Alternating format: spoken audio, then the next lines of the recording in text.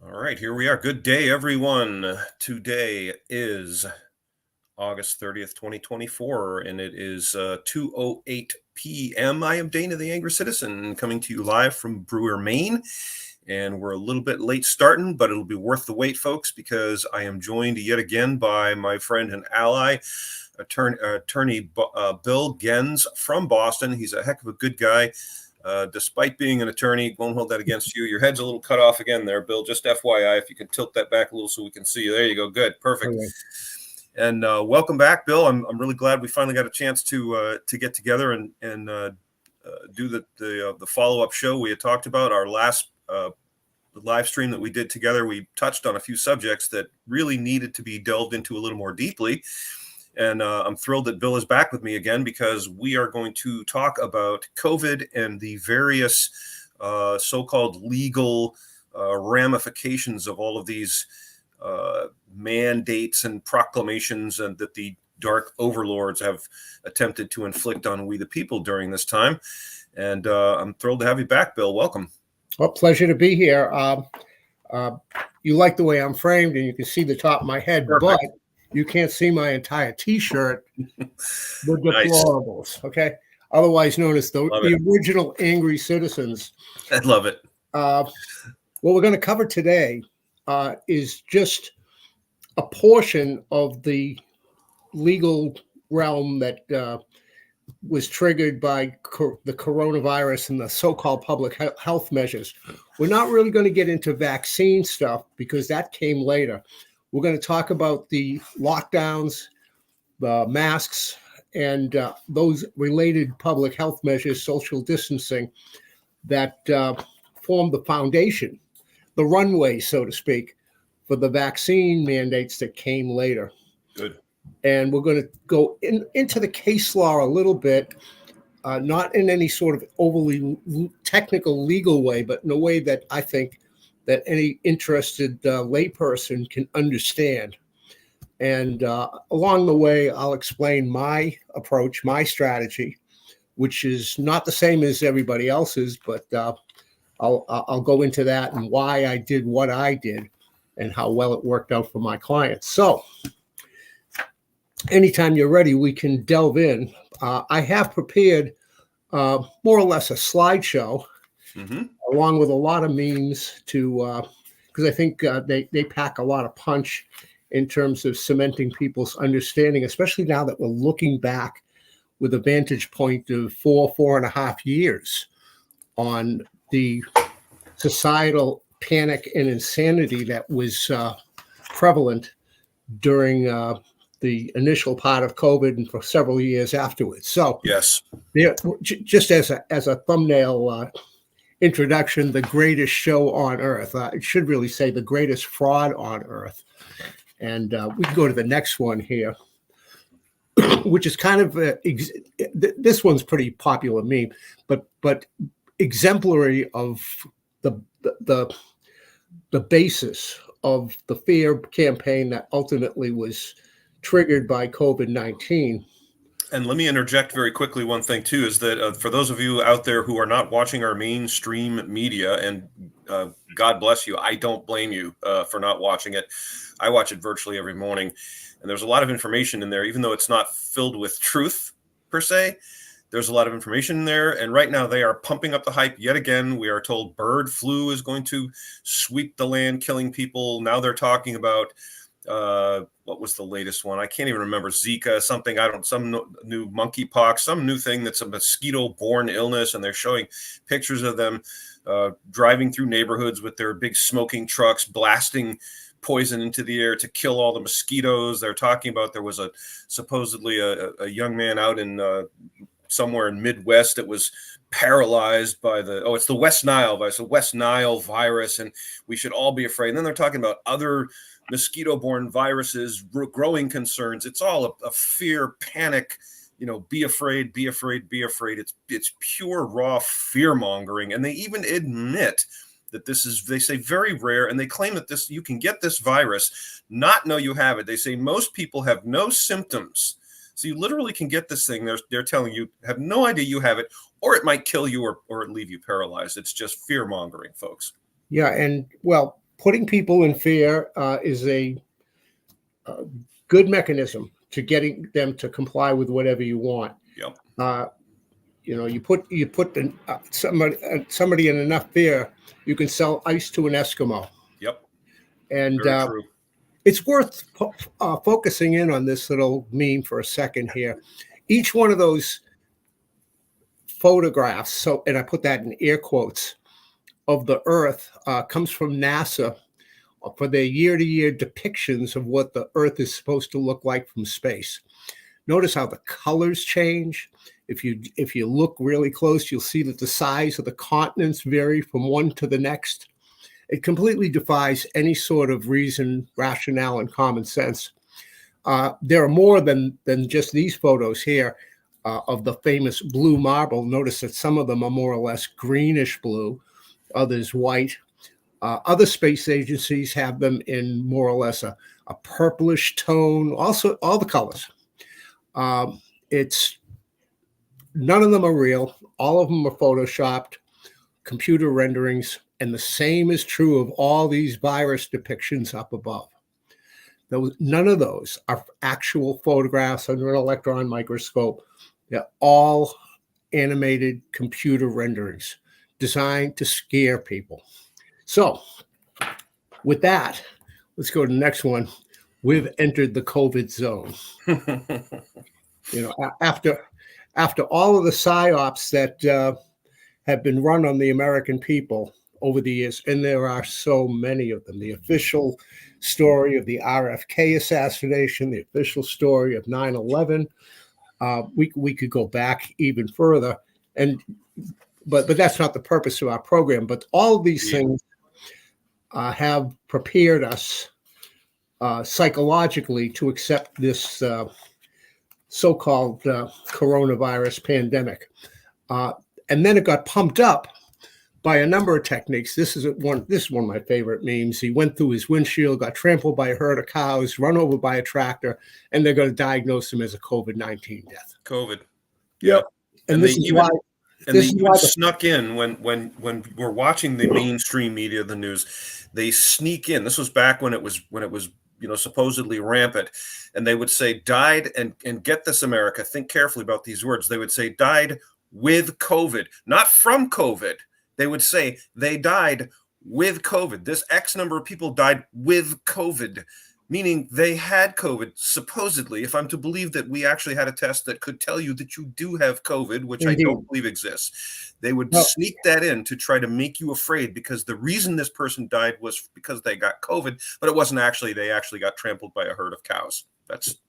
And of course, this pumped up things statistically, as well as a process that I call statistical displacement. They plowed all of the normal flu deaths. I say normal because thousands and thousands happen every year. Pneumonia deaths, both of those, flu and pneumonia, went down to below 1% of what they normally are because they got pushed into the COVID column. That plus the phony tests, which aren't even a test, and which weren't standardized in their administration. Everything wrong with it was used to pump up all these numbers and scare people. And let's go to the next one, because fear is a weapon. And I won't talk too much more about that, but people who are more interested in doing a deep dive in the use of fear to obtain governmental control really ought to take a look at books like Rape of the Mind by Juice Merleau, and Matthias Desmet wrote one currently that dealt with COVID called The Psychology of Totalitarianism. The Academy of Ideas podcast has a number of wonderful segments on that topic, on the mechanics of it, on the psychology of it. But fear is a weapon, and one of the nice things about the Bible, and I am to some degree biblically inspired, is that just about 365 times in the Bible it says fear not, and almost as many times it says seek truth. And good guidance for getting through this type of nonsense. in any event, let's take a more granular look at some of the techniques that were used. The top photo, which is identical to the bottom photo, ran from on Sky News in March 22nd of 2020. It was a hospital in all sorts of in chaotic shape, filled with patients in Italy. A couple of days later, CBS News ran the same photograph and depicted it as a busy New York City hospital. Yes, Elmhurst Hospital, the epicenter of the pandemic. Yeah, of course, people were doing some hospital watching, saw that the place was empty, but it didn't stop the media from running that scam. Even after it got called out, it got pretty good play in terms of getting called out. They still ran it again. Yep. Let's go to the next one. This was a news photo, and if you look at the wrist of that body, you can see that it's got the separation between the hand and the wrist, characteristic of a mannequin. Yep, the seam, plastic seam. Somebody had to stage that. Now, people who are skeptical might say, well, maybe that was a drill or something like that. But let's go to the next one because it's one of my favorite ones of all. This one here, let's apply some critical thinking to this. This ran in the news. I grabbed it way back when. That casket there, that's what's known as a display casket. The prices on those start at $1,200, $1,500, and it's only north of that. Nobody dumps a smelly, dirty, dead body into that casket. That's what funeral directors use and charge people up the yin-yang for after they've cleaned up a corpse and it's on display for viewing. But for the purposes of staging this photograph and scaring the shit out of people, they've got a couple of guys in a parking lot tossing a body bag off the back of a truck into a display casket. It would never, ever happen under any circumstances. That's crazy. But if they were just carrying the body bag, it wouldn't carry the same weight in terms of an image of death as having a casket that most people recognize. Most people haven't seen a dead body in their life. They've never seen how they're transported or anything else like that, but they have seen those caskets when they go to a wake, and that's the subliminal messaging that was achieved by things like this. It's obviously staged. It would never happen, and somebody had to go to great lengths to try to promote this. It's Hollywood techniques. Simple as that. Yep. Let's go to the next. And this here is a good expose of that type of thing. We got a crisis actor all dressed up in the hazmat type suit and some ridiculous, mask, which would never be used, by the way, for, people actually dealing with toxic things in a laboratory even. That it'd have to have its own air supply in order to be secure from whatever toxins were around. And then you get the guy behind the camera, no mask, no nothing. He's, Yes. He's just earning his keep from whoever's paying him. Yep. Next one. Okay, this was enough. This is the story behind the story on this. If you remember back to the height of COVID insanity, I'm talking the summer of 2020. You probably remember that there were people appearing in hospital scrubs and doing counter demonstrations to people who, like myself, were doing anti-lockdown demonstrations. Yes. The media was referring to them as medical professionals and nurses.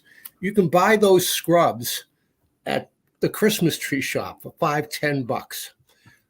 Some people were approaching those counter demonstrators, the so-called medical professionals, and asking what hospitals they worked at and stuff like that. They couldn't give a straight answer.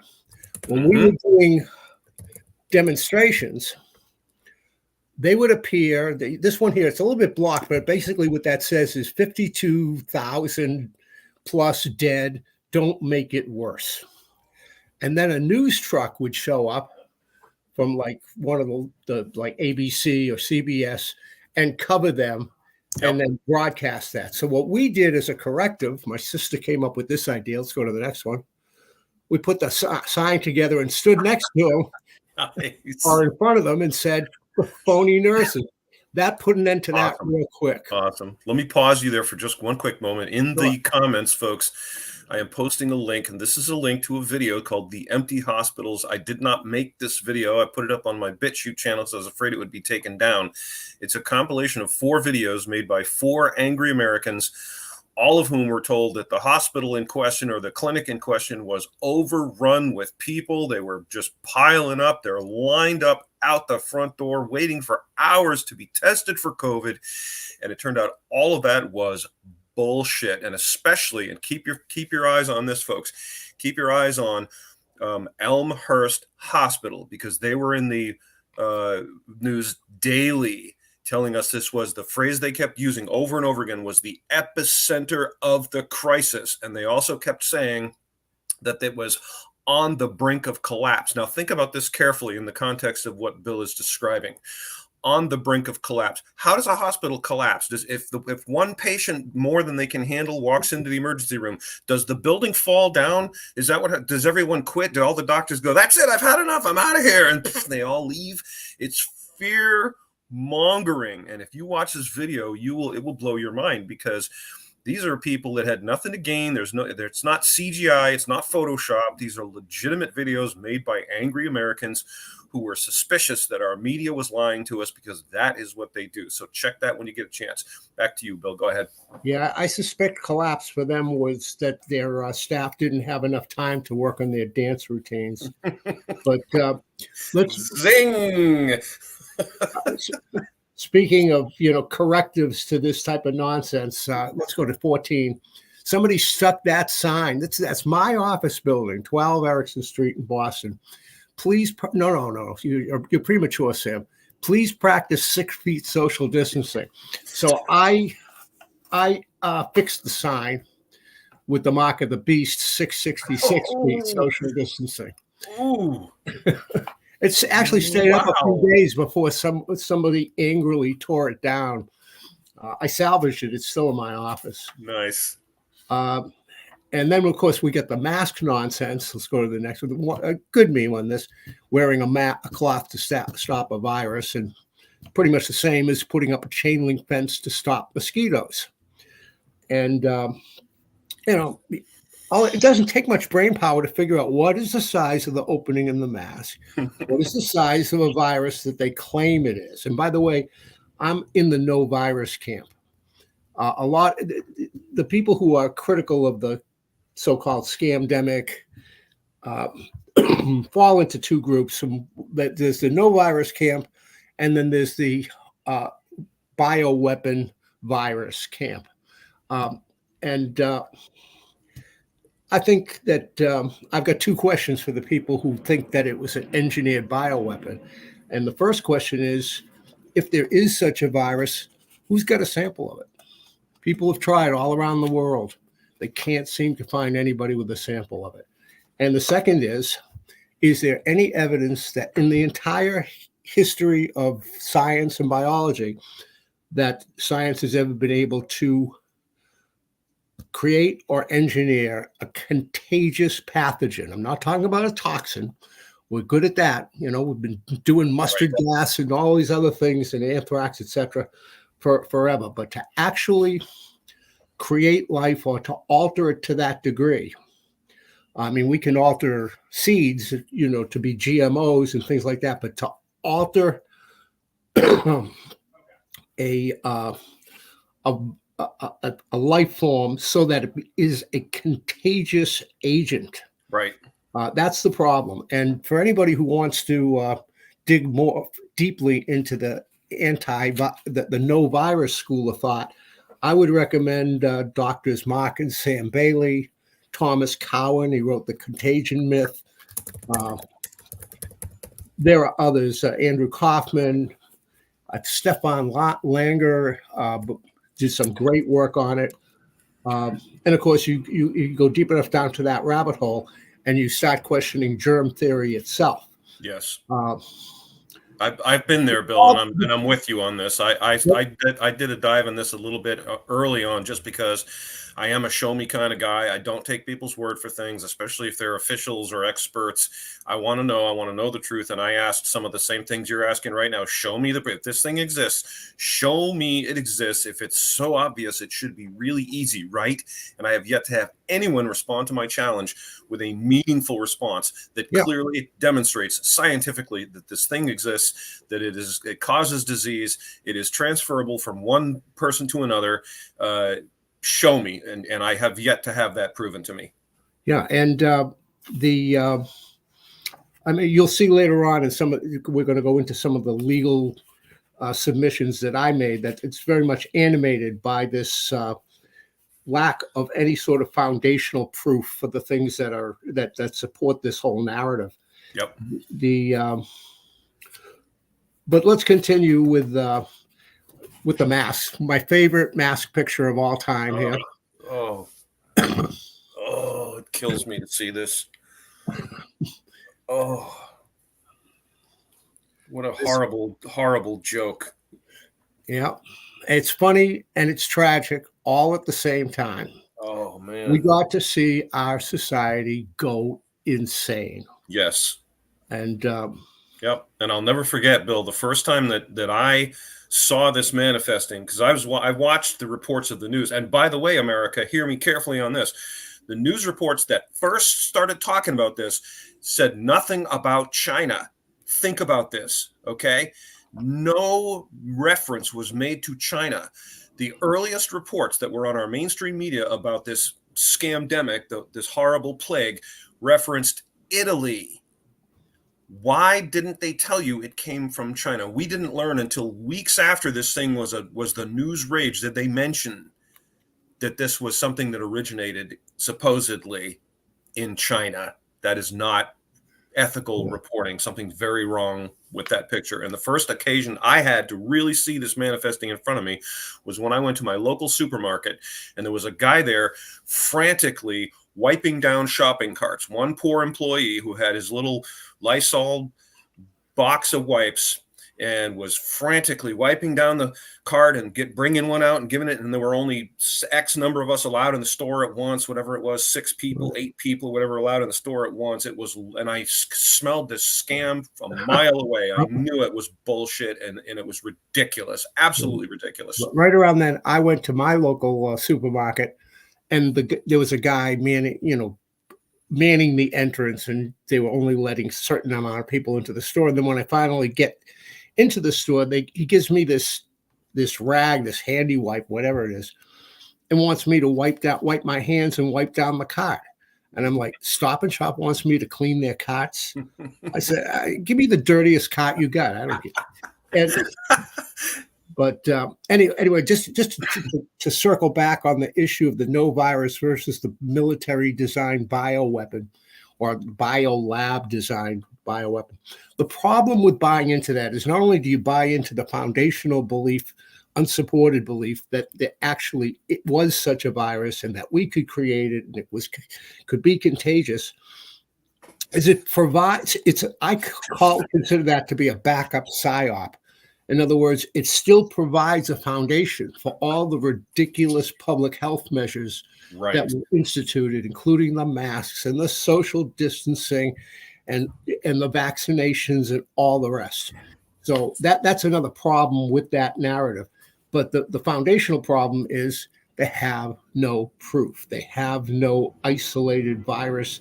And most of all, there is absolutely no proof in terms of a controlled scientific setting of contagion, or especially not of asymptomatic contagion. It's just pure mythology. We might as well be running around with bones in our noses and painted faces and doing human sacrifices as to believe this nonsense.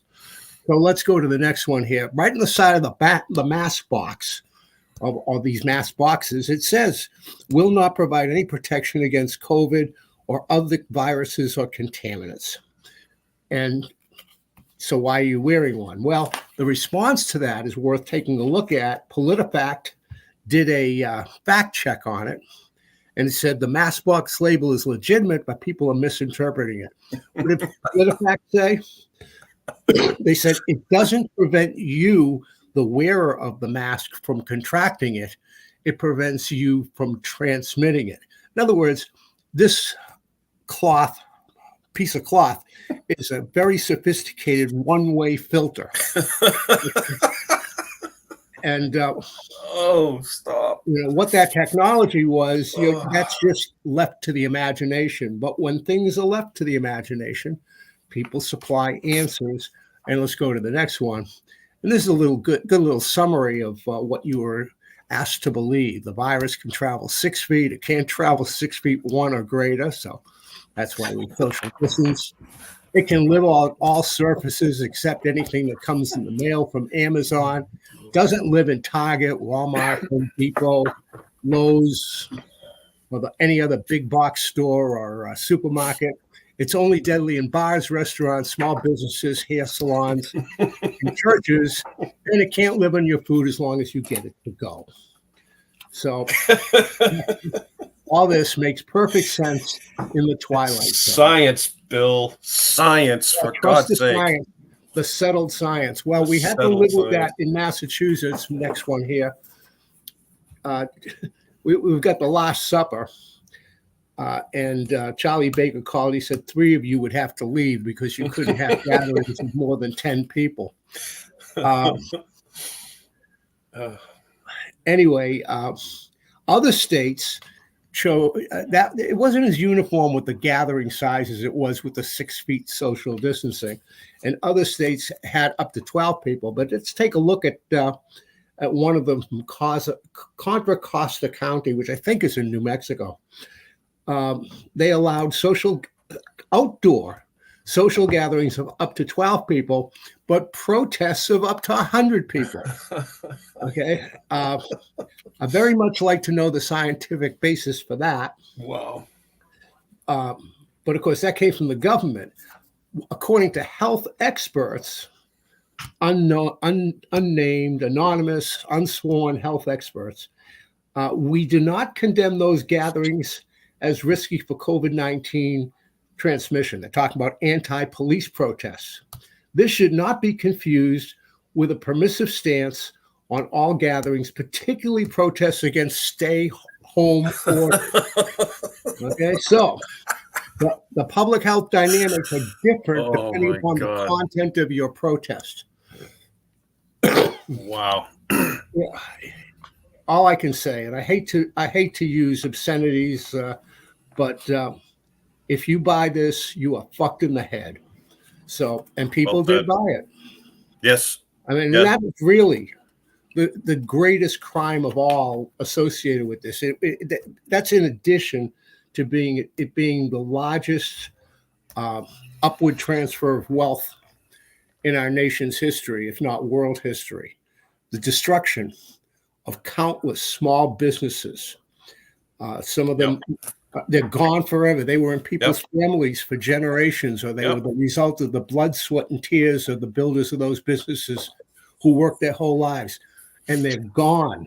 Yeah, and here in Maine, we were hit especially hard by this because we have a thriving tourism industry. And we were told by our communist governor, ordered to shut down our businesses, restaurants, bed and breakfasts, hotels, the life's blood of our state, our tourism industry was crippled by this criminal woman.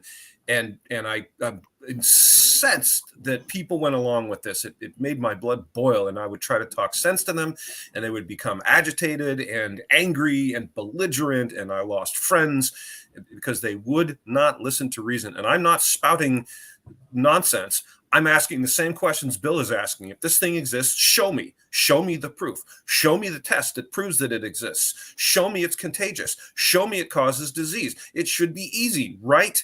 And they got mad, and it was insanity. So yeah, our economy was crushed back in 2019, 2020. We were just devastated by these ridiculous mandates. Yeah, and we could talk about the collateral consequences, the drug abuse, the suicides, the denial of medical treatment, actually needed medical treatment for people like diabetics and things like that, who also ultimately contributed to the death rate, which actually didn't get all that much in excess of the normal death rate in 2020. The increase in the death rate began commensurate with the administration of the vaccinations. There's plenty of data on that. And what is his name? I think it's Steve Kirsch, has all sorts of information that gets down into the granular parts of that phenomenon. In any event, in terms of debating with the people who are persuaded by this or administering it or deciding it in the courts, it was, at the time and even now, virtually impossible to have a rational discussion with them about these premises, these foundational beliefs regarding COVID. But what you could do is take the position that that the lockdown measures, and I mean by that not just restrictions on the operation of businesses, but also the masks, the social distancing, the plexiglass barriers, all the rest of that there was nothing to show that they actually had any beneficial effect. And this is a meme here, trying to find data that justified the lockdown. If you try to find it, that's what you'll end up like that before that skeleton before you'll find anything that's meaningful. The next page is a little chart, and I can't remember where I got it from at the time. I have to really dig in to look it up. But it compares on the right, in the red, the countries that locked down versus on the left, in the green, the countries that didn't. And it compares the deaths per million, the death rate. And the non-lockdown countries did better than the lockdown countries. Wow. And so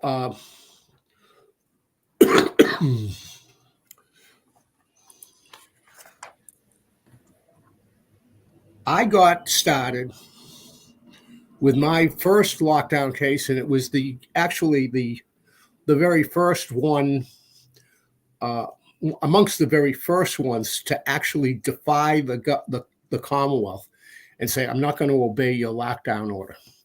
And it was a gym in Oxford, Massachusetts called Prime Fitness, operated by a fellow named Dave Blondin.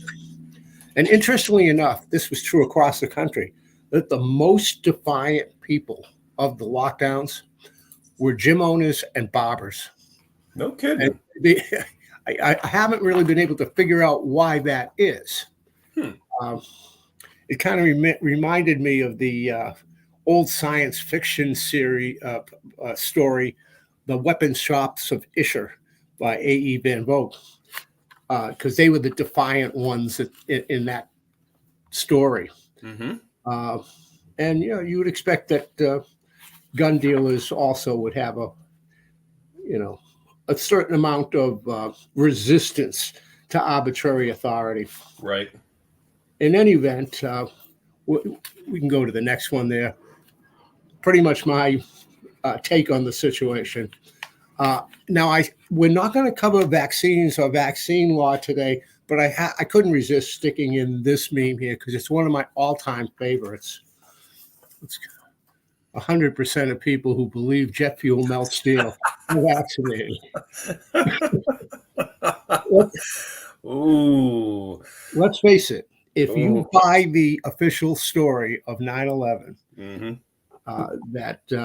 That airplanes knocked down buildings, not just knocking down, they caused them to disintegrate into their own footprint. And yes, neatly falling at free fall speed into their own footprint as if it had been engineered. Including Building 7, which wasn't even hit by a plane.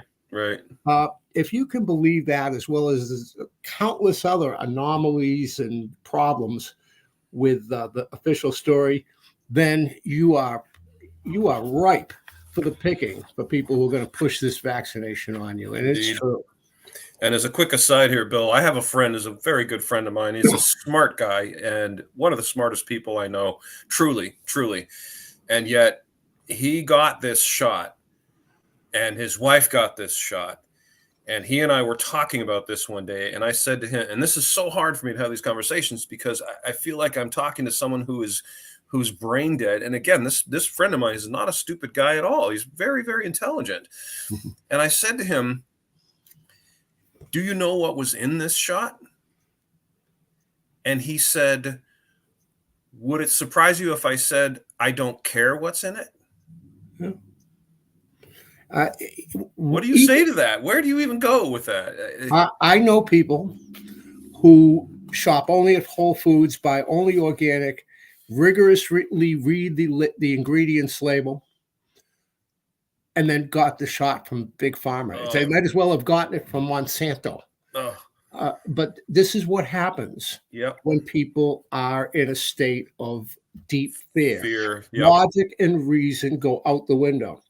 And when this was all starting and people were coming to me, business owners, I made my view of it was that if I tried to do anything from the plaintiff's side, in other words, go into court and say, stop the government from doing this to me, it's violating my constitutional rights, that this was going to get nowhere. That a far better approach was to say, we're not going to obey you. Okay? Because if you go into court as the plaintiff, give me my rights, they dismiss your case and then you're done for. Whereas if they can't dismiss your case if you're the defendant, because they're coming after you. Right. And you can make it last for quite some time. And the whole idea behind my approach was, amongst other things, was that it would take so long that by the time we got to COVID fatigue, and to where the emotional turmoil and panic and hysteria died down a bit, that by then we could actually get a reasonable adjudication. And so my cases lasted a long time. I'm proud to say that all of my clients are still in business. Some of them thriving better than ever because they fought, because they developed a reputation for, for being principled persons with the courage of their convictions, and people chose to give them to honor their businesses, but with their by being their customers. Indeed. That's not true of a lot of the people who ran into court and said, give me my rights, got tossed out, and then had to be shut down. They didn't survive. I can name you businesses all over downtown Boston, famous restaurants. They're gone forever, needlessly. It's shame. It's shameful. It's just awful. In any event, I knew that the attitude of the courts, especially in Massachusetts, was not going to be such that they would apply the Constitution in a way that protected the rights of the citizens. And the next meme here expresses it in a way that, is very powerful. This is their attitude. Just to be clear, this is their view of the framers. Just to be clear, none of this matters if there's a virus. Yes. And by the way, the Revolutionary War was fought in the midst of a smallpox epidemic. They weren't quarantining people. They weren't quarantining healthy people. In any event, where does it all lead? If we just let this happen, it leads to what's next here. Government, obedient people. I obeyed all your restrictions. What's next? I'm going to eat your lunch. In fact, you're my lunch. Yep. So with this, at this juncture here, I want to reflect a little bit about constitutional rights, and not to diminish them, but to put them into perspective, which is that in the final analysis, the Constitution is, well, it's a piece of paper. Without the societal will and understanding and commitment to the principles in it. It's just a piece of paper, and they'll cut through it. They being the statists, especially within the judiciary, they'll cut through it like a hot knife through butter. Yep. Our structure of our government is more important. The separation of powers principle. And that got attacked too during COVID. We'll get into that a little bit more later. But first, we've selected a brief video by Justice Antonin Scalia talking about just this subject. It's 5 minutes long, and it's well worth watching and thinking about. I'm not sure if I can play it through this display. I can play it through the other one. Are you able to hit play, Dana? No. All right, I'll pull it up.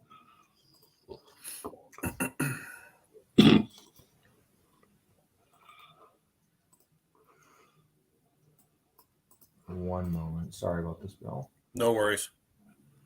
Intermission. No, no, no, no, no, no, no. Oh, folks, also, when you get a chance, click on the link that I put in the comments. Check out the video. It's called The Empty Hospitals.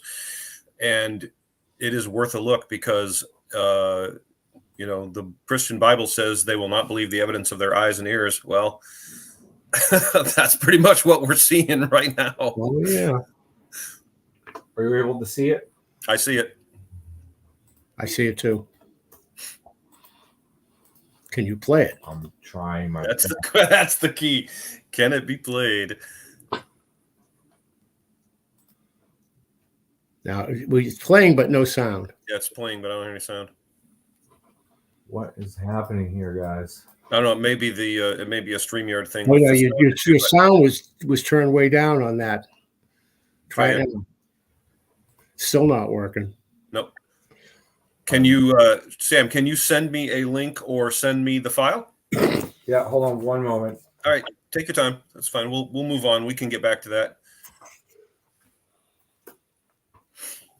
So I actually got it right here. This might work. All right.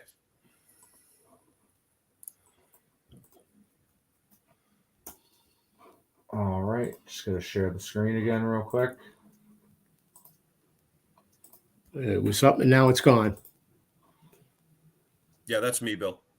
Where Sam is working on getting it up on his. Okay, now it's playing, but no sound. Again with the no sound. Why is this? Can you put the link in the comments, Sam? I will. Okay. Woo, that was exciting.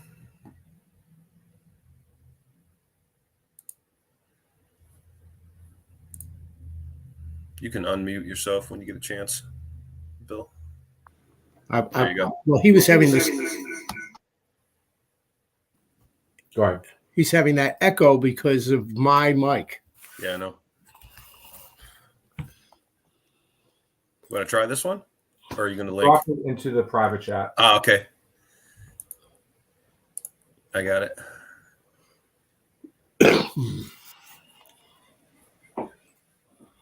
All right, here we go.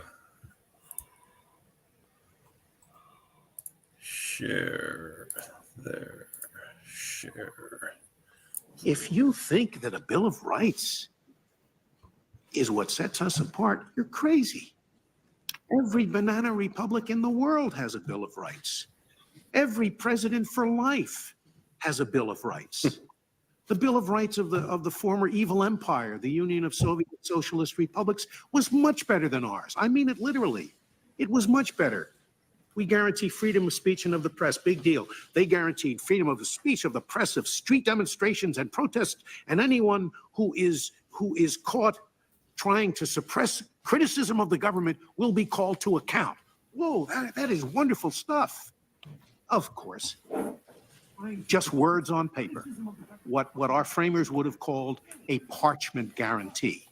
And the reason is that the real constitution of the Soviet Union, you think of the word constitution, it doesn't mean a bill, it means structure. Say a person has a sound constitution, has a sound structure. The real constitution of the Soviet Union, which is what our framers debated that whole summer in Philadelphia in 1787. They didn't talk about the Bill of Rights. That was an afterthought, wasn't it? That Constitution of the Soviet Union did not prevent the centralization of power in one person or in one party. And when that happens, the game is over. The Bill of Rights is just what our framers would call a parchment guarantee. So the real key to the distinctiveness of America is the structure of our government. One part of it, of course, is the independence of the judiciary. But there's a lot more. There are very few countries in the world, for example, that have a bicameral legislature. Oh, England has a House of Lords for the time being, but the House of Lords has no substantial power. They can just make the Commons pass a bill a second time. France has a Senate, it's honorific. Italy has a Senate, it's honorific.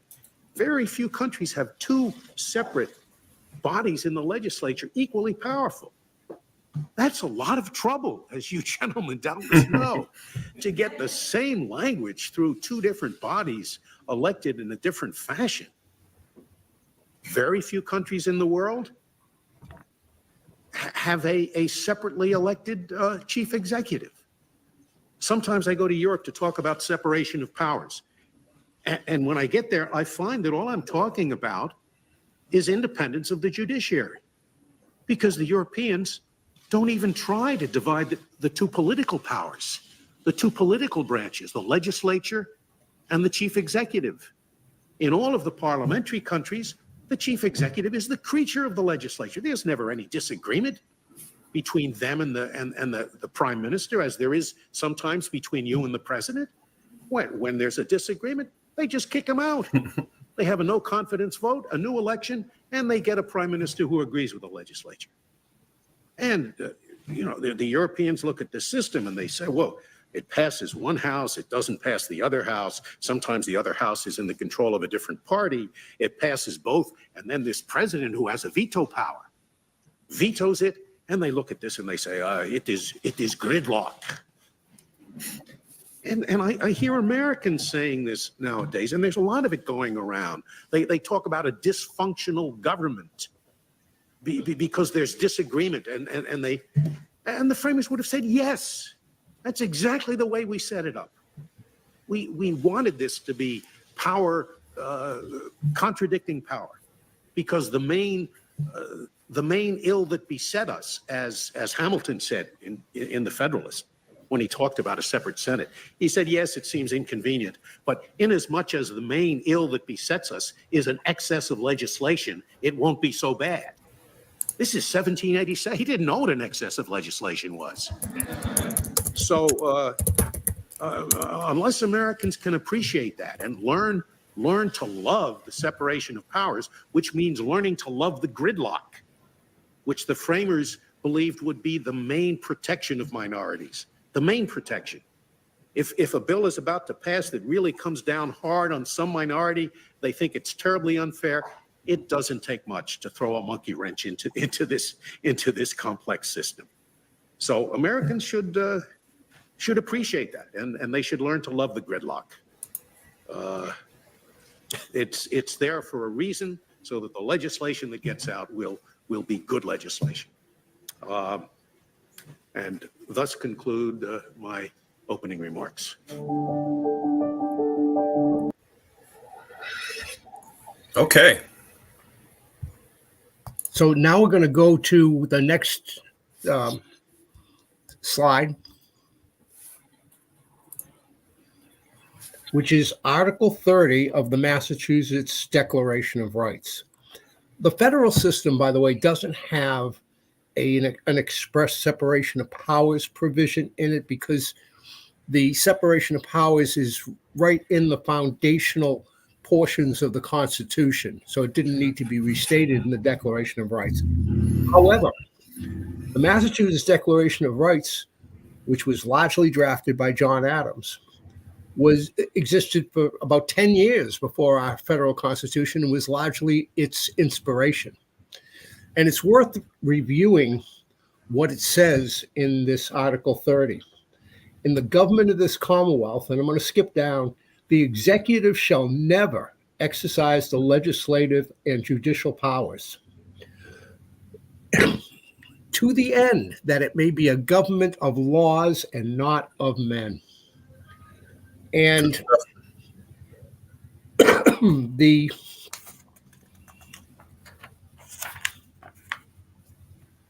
issue with the whole COVID-19 regime in Massachusetts was that back in 1950, there was a law passed called the Civil Defense Act of Massachusetts, which was basically, it was a Cold War era piece of legislation designed to essentially create martial law in the state if we were ever invaded. Right.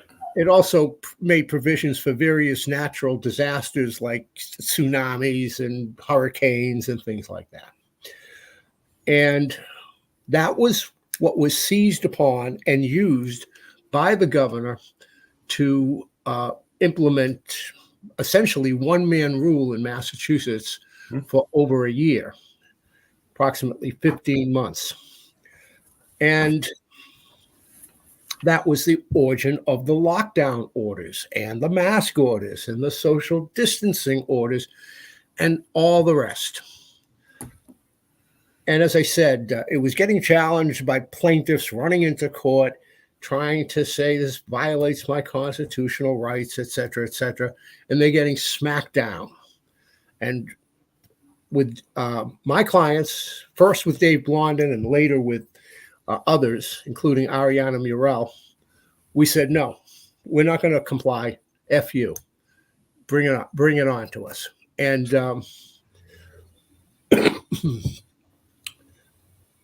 what happened with the cases that were plaintiffs' cases, give me my rights. Well, the most famous of them was a group of plaintiffs. It included some hairdressers, it included some churches, it included a gym. The case actually started after the Prime Fitness case, Town of Oxford versus Blondin, but it got to the SJC fast track. How did it do that? It got there, but because the lawyers who represented the plaintiffs, and I have nothing good to say about them. I consider them to be constitutional hustlers. They stipulated to all the facts of COVID. Wow.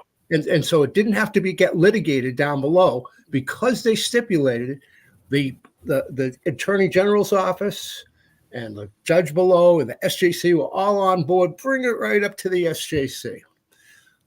This comes from the initial portion of the Desroisers decision. These facts were never litigated.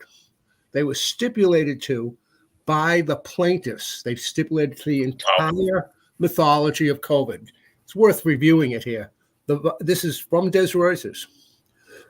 The virus spreads primarily from person to person, but can also spread through a person contacting a surface that has the virus on it. No proof of that whatsoever.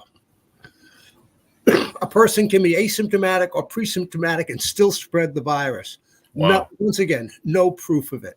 Medical experts have identified the ways in which the spread of the virus can be curtailed, which include wearing a cloth face mask, social distancing, and cleaning frequently touched surfaces.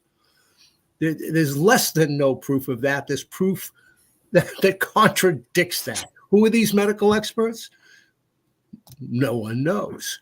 I mean, we've heard from the Dr. Fauci's and the, who was that gal that was the head of the CDC, Rochelle Walensky. We've heard it from these people. Unsworn testimony, no data behind it, no controlled studies, no nothing resembling a...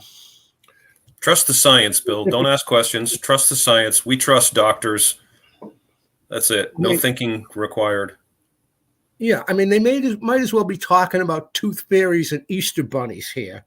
But this is what they did. And as a result, the only challenge they made was under essentially Article 30, saying, well, the governor doesn't have the right to legislate according to the state constitution.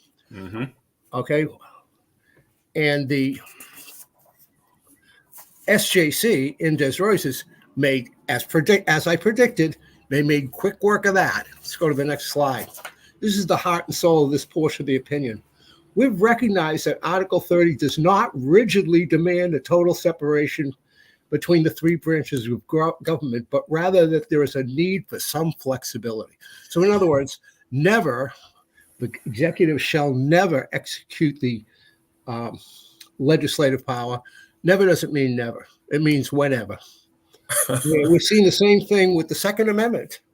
Shall not be infringed. Could you have any stronger language than that? Right. And yet, nevertheless, they punched, a zillion holes through it. And that's what they did there. No mention, by the way, in that decision of John Adams, who drafted that Article 30 and the whole Constitution. No discussion of the basis of it amongst the Federalist Papers. Hamilton had a lot to say about it. So did Madison. We need flexibility. Okay, because their goal isn't just to give power to the government, as all statists want to do. They want to concentrate it. Oh, you're muted somehow. Pushed a button by mistake. Concentrated was the last word we got. Concentrated in one man rule. And that's that using an emergency, a perceived emergency, real or imagined, to achieve that ultimate statist objective. Yes. And of course, as we've said several times during this program, when fear is propelling the phenomenon, it doesn't need to make sense. People just need to obey. Well, that was the first problem that the SJC ran into, and that's how they solved it. You don't need to be a legal genius to figure it out. Words don't mean what they say they mean, or words mean whatever I want them to mean, as Humpty Dumpty famously said in Alice in Wonderland. But the next problem that they had was that the Civil Defense Act, which they were trying to say applied in this instance, didn't say anything about public health or diseases or anything else like that. But it did mention natural disasters, natural causes, which,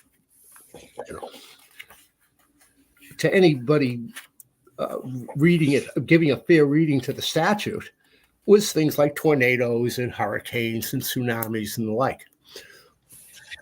SJC says, and this is worth parsing out, the governor's power turns on whether the phrase other natural causes encompasses a health crisis such as the COVID-19 pandemic. We note first that COVID-19 is naturally caused, as scientists believe it originated from an animal, likely a bat. Okay? Scientists believe. What scientists? Exactly. Okay. Were they under oath? Did they have any evidence? Just pulled out of the blue. No citation to any documentation, any study, any controlled clinical trial, nothing. They're just cherry picking, the facts, making it up as they go along. It's a thorough abandonment of the rule of law. In law, we have evidence. We have burdens of production. The burden is on the proponent of something to produce evidence in support of it. There's a burden of proof, such that the proof that you do produce is more persuasive than that of any opposing proof. And when it's scientific evidence, it is supposed to meet a number of factors, including accounting for the rate of error, for and other factors like that. All of it out the window. Well, we've heard that some scientists think it came from a bat, therefore it's a natural cause, therefore we can shoehorn it into the Civil Defense Act. And then the third thing is also in this paragraph here is that the phrase other natural causes, they say it's apparent that the phrase encompasses a pandemic. No disaster relief agency anywhere considers a pandemic or disease to be a natural disaster. Natural disasters, if you look at FEMA or you look at other, agencies, it's things like tornadoes and stuff like that. Once again, words mean what we want them to mean when we're at the helm of the court system. So this is what we were up against. I took a different approach. I didn't take the approach, these are my constitutional rights, give me my rights. I mean, I did make the constitutional arguments just as to be on the safe side in case a miracle happened and the courts were going to vindicate them. My approach was, you have no proof. Show me your proof. And with that, I'm going to detour a little bit into another case that I did right around the same time. It was a mask case. It was Murrell versus the city of Lynn. And Ariana Murrell ran Liberty Tax Service in Lynn, and she would not enforce the mask order on her premises. In fact, God bless her, she wouldn't let anybody wear a mask on their premises. If they came in with a mask on and wouldn't take it off, she'd kick them out.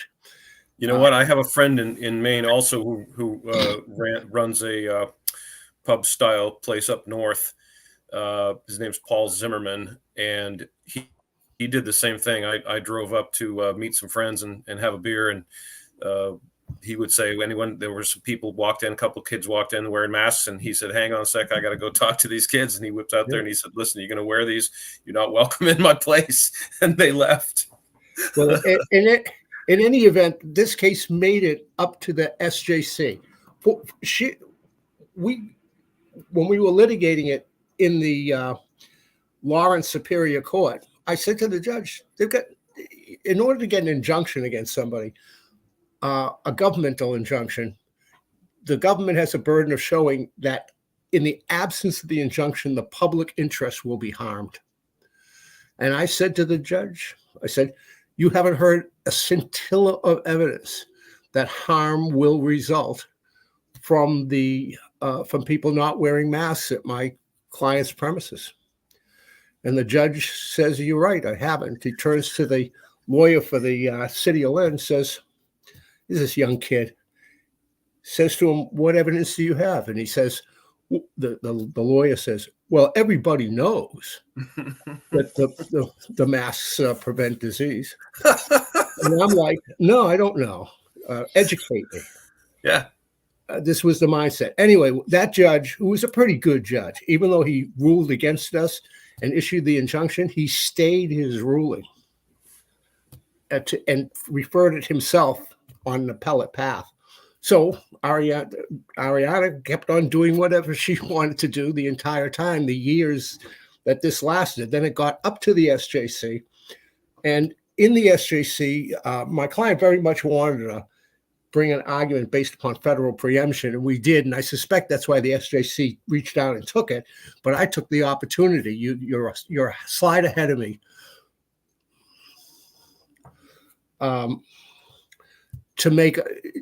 To essentially bang on this drum that there's no evidence to support a harm to the public interest. And I'll just read you this paragraph here. There is nothing in the record to show that masks prevent harm to the public. The only way to arrive at such a finding is to venture outside the record, and even then one must rely on the naked pronouncements and evidence-free opinions of various so-called authorities, bereft of any hard evidence or data. Such basic evidence, were it to exist, would be simple for the government to append to its papers and to easily clear the hurdle of satisfying a showing of harm to the public interest. The problem for the appellee, that's the government, then and now, is that such hard evidence or data does not exist any more than data exists to show that carrying a rabbit's foot prevents harms to the public interest. That's something I want to comment on very briefly, because you and I have talked about this many times, and we talk about when we're dealing with these people that blindly believed this whole thing. There's never asked any questions, believed every single thing the TV told them, everything these government officials and experts told them without question. And they would get very angry and belligerent at people if we would start asking questions. And we're asking the most important and necessary questions that anyone can ask. If it exists, show me. If it's so obvious that it exists that you get to laugh at me when I ask you to show me that it exists, then it should be effortless for you to provide that evidence, shouldn't it? If the evidence is all around me, as you seem to imply, then I should see it, and I don't. And you should be able to say, look, Dana, there it is, right there. Show it to me. And if you can't do that, then the argument is over and you've lost. Yeah, well, period.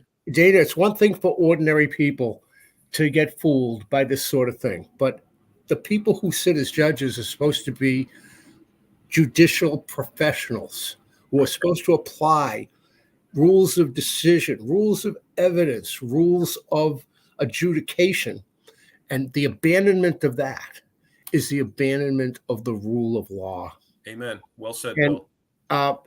And we can go to the next slide, Sam.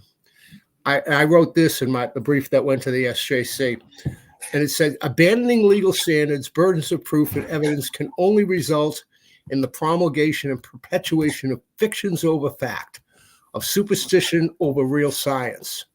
The coronavirus narrative has presented the courts with a plethora of such fictions and superstitions, none of them proven or provable, including that the PCR test reliably detects COVID-19, that the test can distinguish COVID-19 from the flu or pneumonia, that the test can detect a so-called variant of COVID-19, that the virus spreads through asymptomatic transmission, that closing small businesses stops or slows the spread of the virus, masks slow or stop the spread of the virus, that social distancing of 6 feet slows or stops the spread of the virus, and that plexiglass stops the spread of the virus. Our rules of law and procedure, when applied, are well suited to distinguishing fact from fiction, to not giving the ordinary force of an injunction to silly laws based upon superstition and for which the violation is harmless. This case is emblematic of the essential truth of the COVID-19 narrative and the governmental response that should have been revealed long ago, before so many businesses were destroyed and our economy waylaid. As regards the governmental emergency measures and their purported safeguarding of harm to the public interest, the emperor has no clothes. Amen.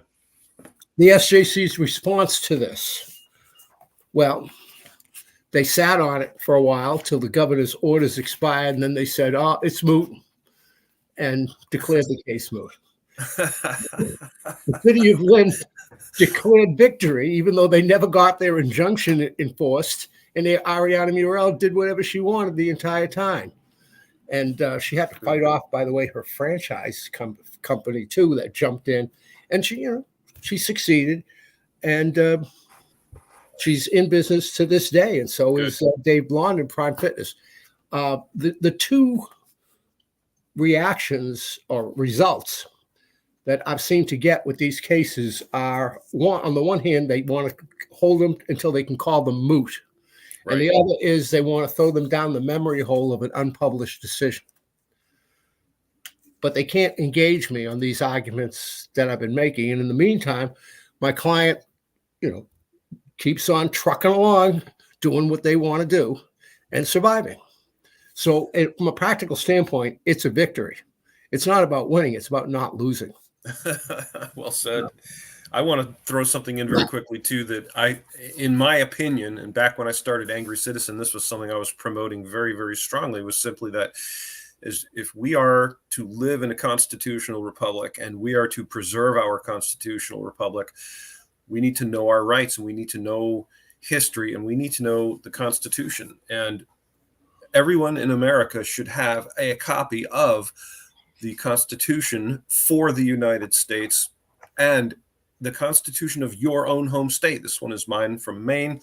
And be aware that the powers that be like to change the wording of constitutions when they can, to exactly along the lines of what Bill's been describing, to consolidate the power into the one person.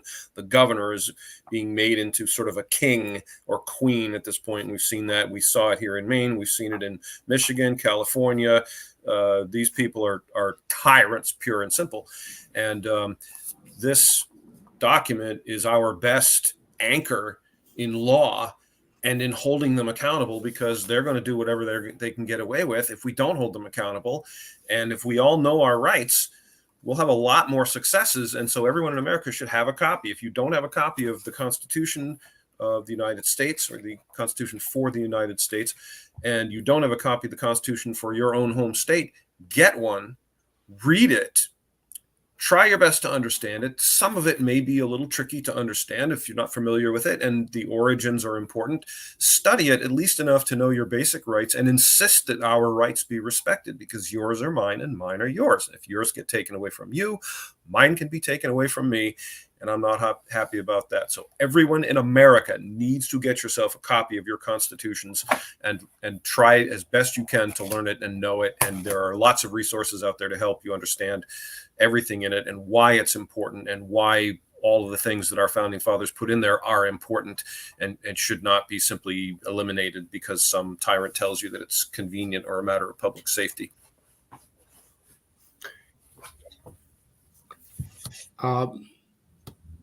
I agree about the Constitution, although a good deal of my presentation here today is to illustrate how little respect the Constitution is going to get from the courts in the midst of a perceived emergency or crisis. They're going to, and I would certainly defer to your knowledge in that, and I agree with you. And so, so my, as big a fan of the Constitution as I am, and of people being intimate with the Constitution, I fought my battles on a different ground. In other words, you have no proof. And that there is much more challenging for them, because they have to come up with proof out of nowhere, as opposed to the much easier work of mangling the Constitution. And of course, it's very destructive when they do mangle it. I want to skip to number 41, Sam, in the interest of time. And this was the Dave Blondin case, by the way, is on its way to the appeals court appellate argument for the second time. It's 4.5 years after this all started. And I'll just read to you from my brief here, which is kind of a good summary of the positions that I've taken. I'll read it. There was simply no data or actual scientific evidence in this case to put forth and support a finding of harm to the public interest. In this or the other cases cited by the Worcester Superior Court, or the stipulated facts and disroisers, or the other cases cited by the appellee's briefs. Opinions alone do not constitute scientific fact, neither do theories. As the great physicist and Nobel Prize recipient Richard Feynman famously stated, quote, "It doesn't matter how beautiful your theory is. It doesn't matter how smart you are. If it doesn't agree with experiment, it's wrong." Yes. And I'll give Mr. Feynman the last word in today's discussion and hand it over to Sam. You wanted to do something with the pro bono cases. So we do a lot of civil rights defense work. Should I bring Sam in so he can talk directly? Absolutely. You're gonna have to mute yourself so we don't hear you both. Sam looks very blue collar today. He's been hiding in the background there the whole time, lurking in the background. Yeah. So if you're not familiar with our firm and our practice, we do a lot of civil rights defense work that affects the public interest. The cases that we defend could set precedents for future litigation. Some of it's risky. A lot of our clients are low income. They can't really afford the attorney's fees that are associated with litigation. A lot of them were just engaged in protest when they get arrested for various things. And we've stepped up and we've helped quite a bit of these individuals. Some of them were protesting COVID lockdowns and related policies at the time of their arrests. And a lot of them don't have money, and Bill has stepped up, and he's contributed probably hundreds of hours since the beginning of COVID at no charge to many individuals who are fighting these various battles. And so we've never created a defense fund or a fundraiser up until now. So I created a Give, Send, Go. The link is it's on the slide right now. I don't even have it memorized, but it's Give, Send, Go. You can post it in the comments, Sam, in the studio. Just go to the right and click comments. Whatever you post there will appear on YouTube and on my Facebook page. All right, I'll go ahead and put it in there. It's givesendgo.com/civil rights defense, and 100% of the donations sent through that Give, Send, Go will go to these low-income individuals who Bill is assisting behind the scenes. It'll help them with their litigation expenses and fees. All of the proceeds to this fundraiser will go to those pro bono services. Any contributions are much appreciated. Awesome. These clients need help, and the more resources we have available to us, the more individuals we can help in these various battles. So and it's givesendgo.com/what? Civil rights defense. I'm putting it in Civil rights defense. Right now. Civil rights defense. I got you. Thank you very much. Yeah, well, thank you, and for your support. Sam's always in the background there, helping Bill. Bill and I have known each other a while, and Bill sometimes is very busy and sometimes not quite as responsive as maybe we would like. And so Sam has totally picked up the mantle on that and really run with it. Now I have very prompt communication, so got to give Sam credit for that. And not decrying Bill at all. Bill is very busy. He's busy as a one-armed paper hanger. And I normally, as you all know, all my audience knows this, I normally do not ask for money. I don't ask people to send me money. I've never asked for money. And I very rarely ask people to contribute money to some cause or to support some cause financially.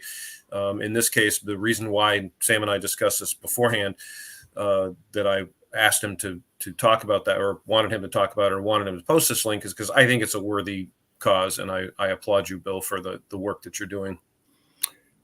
Well, I appreciate the kind words, and want to wish you a wonderful Labor Day weekend.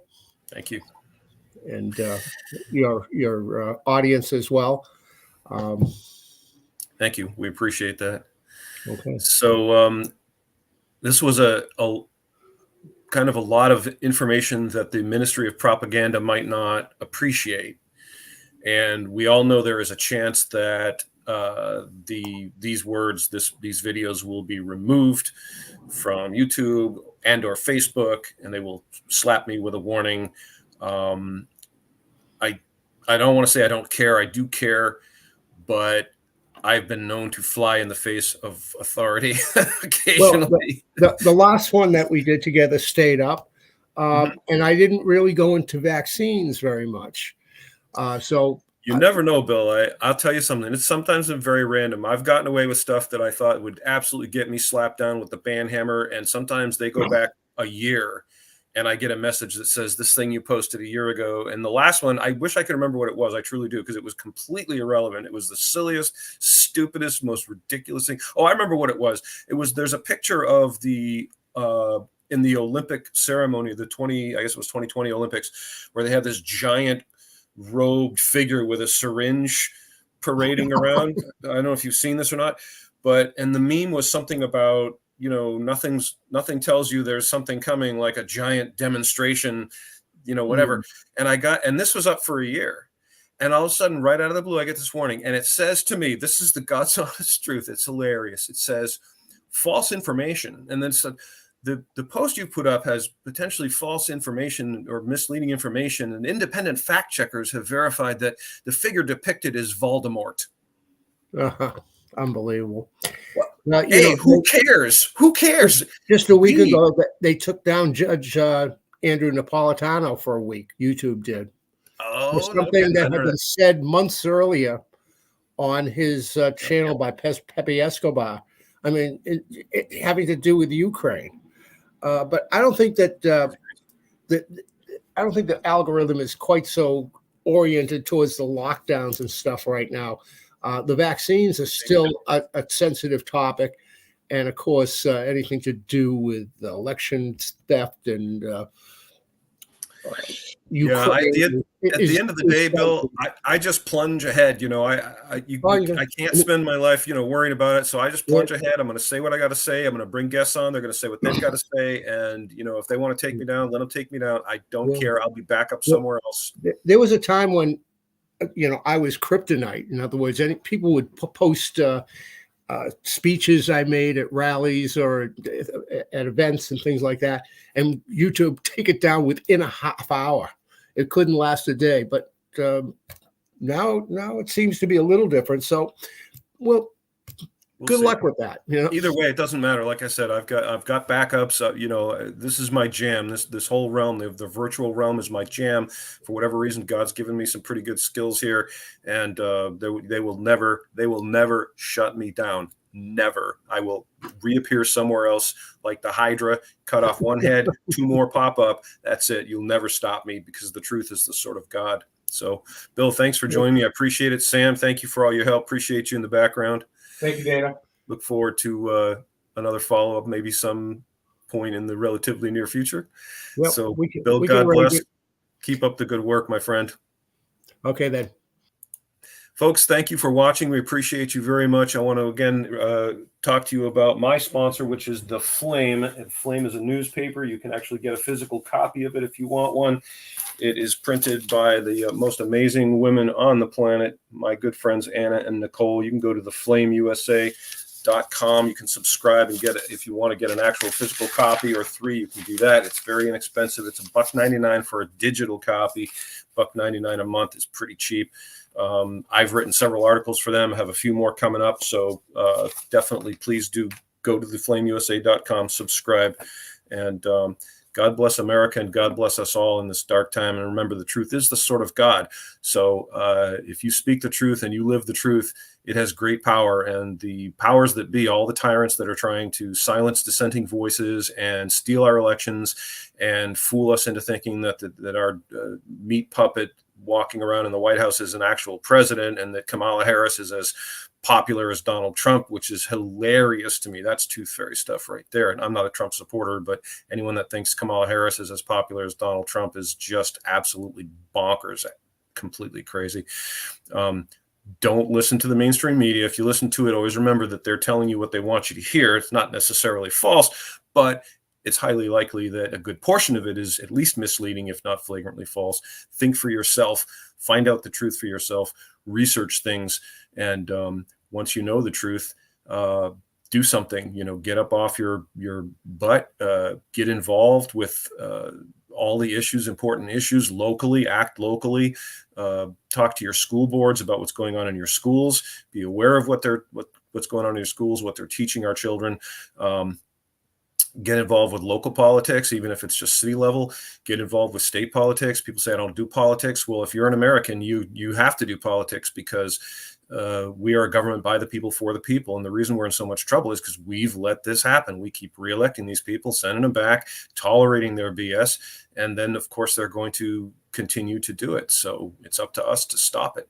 So thank you all again for watching. Dana, the Angry Citizen. I'm signing out, and I'll be back with you soon, hopefully with some more exciting content. So everyone, have a great afternoon. Bye-bye.